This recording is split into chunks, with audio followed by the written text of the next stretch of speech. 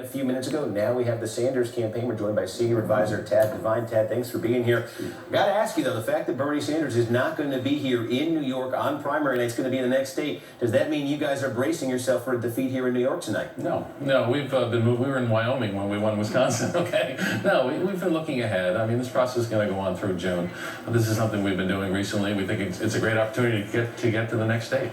Yeah, we've had this dust up in the last 24 hours or so over joint fundraising committees that have been set up. The Clinton campaign has one with the DNC. They offered you guys the chance to have one too. You guys are saying there's improprieties there. The Clinton campaign denying that. But I want to take the bigger question here, and that is the overall tone of this campaign. We had Robbie Mook on, the campaign manager for Hillary Clinton, just a few minutes ago. Let me play what he said and hear what you have to say about it.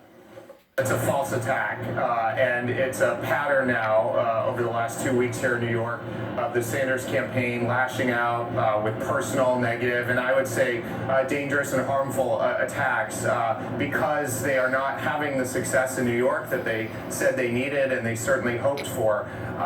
Look, my response to this is Hillary Clinton was raising money for Democrats up and down the ticket. That's what the leader of a party does, and if Senator Sanders chooses not to help other Democrats, that is his choice.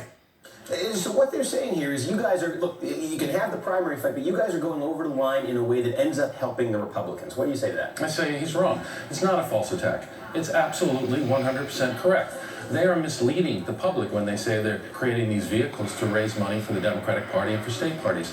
Last month, they raised $30 million. $24 million went directly to Hillary Clinton to use in the primaries. It's unprecedented what they're doing. It's shocking in some ways. So, no, this isn't a false personal attack. These are the facts. But this is something, and this is such a sort of weedsy issue here, but this is something that the DNC sets up as a joint fundraising committee. They gave you the option to do the same thing. You're crying foul over something you could have done. I'm crying foul over an unprecedented effort in the primary process to use the vehicle of the primary, the vehicle of the party, to advance a candidate within the primary. You're saying the party, it's never happened before. Party, but the party offered the exact same deal. Well, listen, Steve.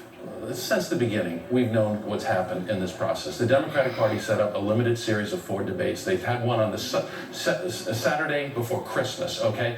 Obviously, the Clinton campaign has exercised enormous influence over the Democratic Party. This is the latest example. What they're doing here, they should not be doing, and they should stop it right away. This could be a very serious violation. Where does this campaign go from here? So you're in Pennsylvania after this. We've looked at the delegate math on this thing, and I keep saying there are 2 ways that I look at this. One is you guys have just vastly exceeded almost everybody's expectations for where you would be in this thing. I'm still looking at them saying you basically have to run the table, including New York, to catch her in the pledged delegate. Well, listen, I don't think that's the case. We have to do well here in New York. We have to win a lot of delegates today, and I think we will.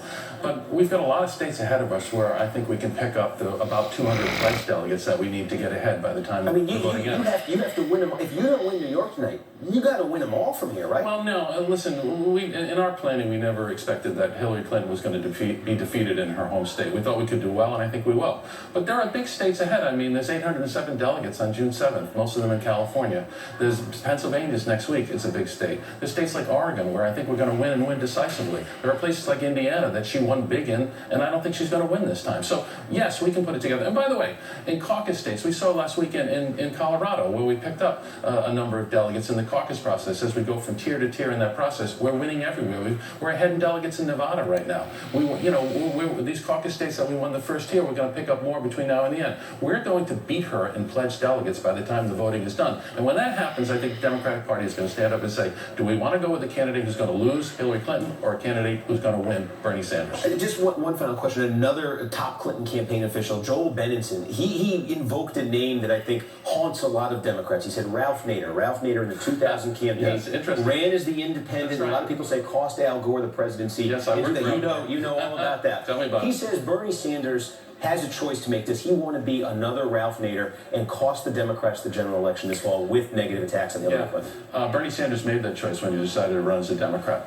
He said at the time he was going to avoid doing what Ralph Nader did, elect a Republican. Bernie Sanders is running within the process, and they should be thanking him for doing that instead of invoking Ralph Nader. I mean, he's doing the exact opposite of what Nader did. I mean, so if Bernie Sanders does not get the nomination, he's on board for Hillary Clinton for the fall? He has stated publicly and repeatedly that he would endorse the nominee of the Democratic Party. Yes. All right, Tad Devine with the Sanders campaign. Thanks for the time. Thanks, Steve. All right, and meanwhile, That's why I'm burning your bust. Lies, treachery, and deceit. Called it an honor.